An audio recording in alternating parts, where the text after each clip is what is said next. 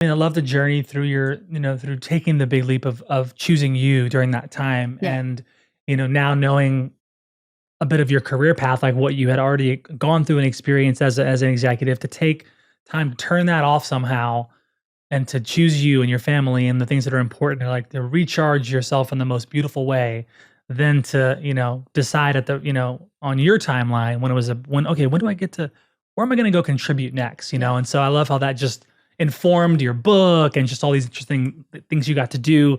I know there's CMOs out there that will hear this for certainly, and that are making these moves too, or thinking about it as well. And, what would you say to maybe a CMO out there who is, considering this, or maybe there's a version of this that can exist for them even in a role as CMO?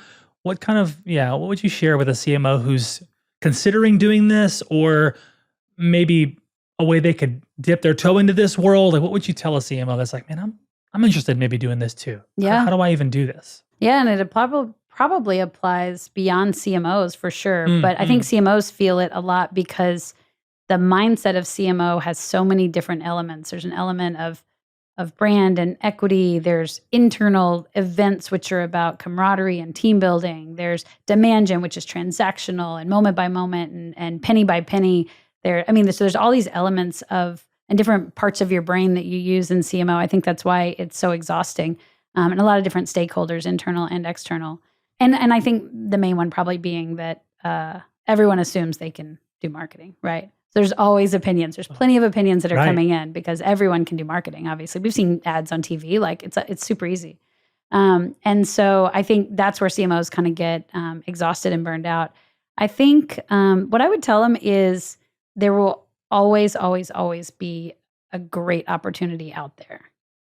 And so feeling the need to like, oh, but if I don't take this one, because I certainly had that, right? I had those 7 roles that Uh-huh. first week, and I thought, man, there's like 4 of these that are really interesting. And it was like a week later that I'm like, there's going to be 4 other interesting ones in 6 months. Like, and that's okay. Like they're going to come. There's so many companies coming along. And so I think that that's one, there's always opportunities out there. 2, I think that if you're burned out and exhausted, you're not really doing any favors for anyone. Like you're not bringing your best self to work every day. You don't have the sort of mental and spiritual and emotional capacity to actually serve your teams well, serve your customers well. So taking that break, I think is super important. I'll have friends that say, I'm going to take a month off. And I'll say, that's great. It's not long enough. Mm. And I'd love to say it is, but like I said, it took me 3 to 4 months where I really felt like if I had to go back today, I could. I wasn't in a rush to. I was committed to 6 months.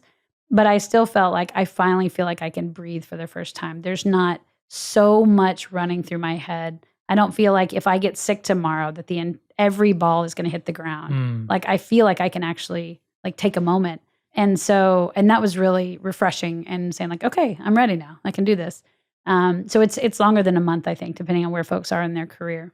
It's also a great chance to pivot. Mhm. You can use a sabbatical story as a means of changing direction, right? I had when my CEO at HYCU, when we talked about the opportunity, because he would call about once a month and kind of say, "Hey, I've interviewed 27 CMOs. None of them are you. Tell me when you're ready." I'd be like, "Okay, give me another 5 months." But we would talk about the fact that I had come from all these large companies. He's running a startup, and what was that theme? What was sort of my motivation in moving to a small company? And in that, it was so driven by one, I had the sabbatical time to sit and think and realized, gosh, I've been doing marketing for 20 years, but in big companies, which means I've been doing PowerPoint for 20 years. Mm. Like, let's be honest, right? Mm. Marketing is it's PowerPoint in a large company. You can sort of hide, it's singular in function. There's ways you can operate. And I don't feel like I ever did that. I never phoned it in. Which was sort of what drove my career trajectory. But you can, and you end up with teams of people who are like that. I had a conversation with a friend of mine yesterday. She's like, I'm having the best life. She's like, I took a step down. She's like, I have a couple meetings a day, but mostly I just binge watch TV and check my email once in a while. And I thought, man, you can do that. You can just hide. Whereas in a small company, I have one deep on every single function. I have one web guy. I have one media guy. I have one SEO guy. I have one content guy. Like when you do that, then if content misses, there's one throat to choke. Right. And as a marketer, that also means that I know every part of what's going on. I get a chance to really get my hands dirty.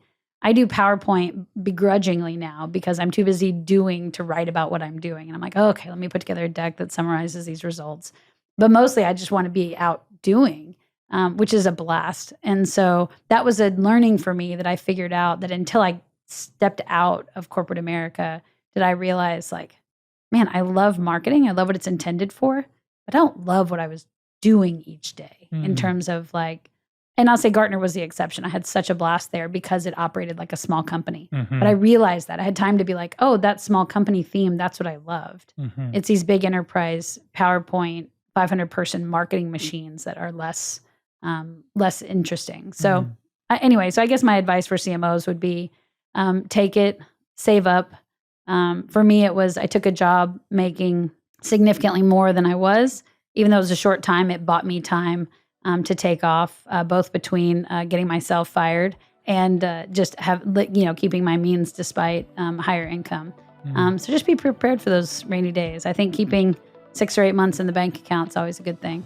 Hey everyone, thanks for watching. This segment is brought to you by Salesforce. Salesforce brings marketing and engagement together. If you want to learn more, head over to salesforce.com/marketing. And please subscribe to this channel for more marketing insights from the world's best marketing leaders across the Fortune 500 and beyond.